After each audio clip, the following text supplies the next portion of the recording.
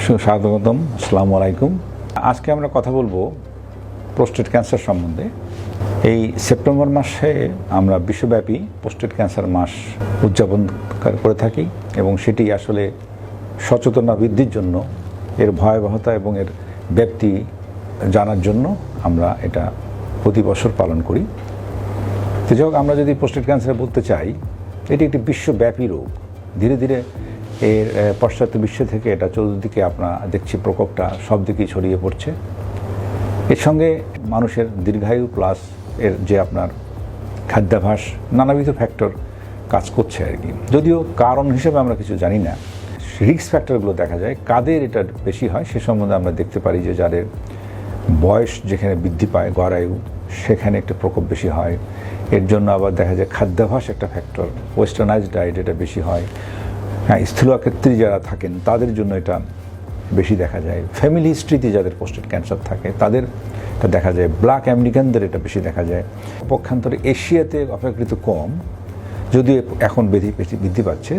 জাপানিজদের ভিতরে এটা কম ছিল এবং সেখানেও জাপানিজরা যখন আমেরিকাতে মাইগ্রেট করে তখন দেখা যায় তাদের একই রকম প্রোস্টেট ক্যান্সার হয়ে যায়। তো নিঃসন্দেহে এটা একটা পরিবেশগত একটা দিক আছে এর মধ্যে এবং খাদ্যাভ্যাসও এর সঙ্গে জড়িত।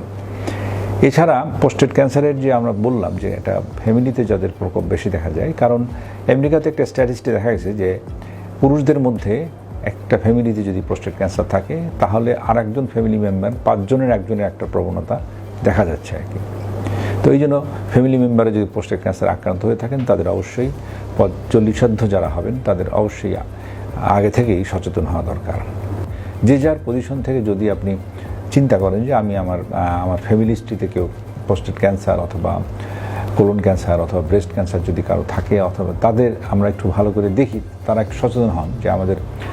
আর তাছাড়া ছোটোখাটো 2-1টা টেস্ট যদি করা যায়, যে কোনো ডিস্ট্রিক্ট হাসপাতালে এটা সম্ভব, অথবা যে কোনো প্রত্যন্ত অঞ্চলে বাংলাদেশে এখন রক্তের পিএসএ নির্ণয় করা যায়।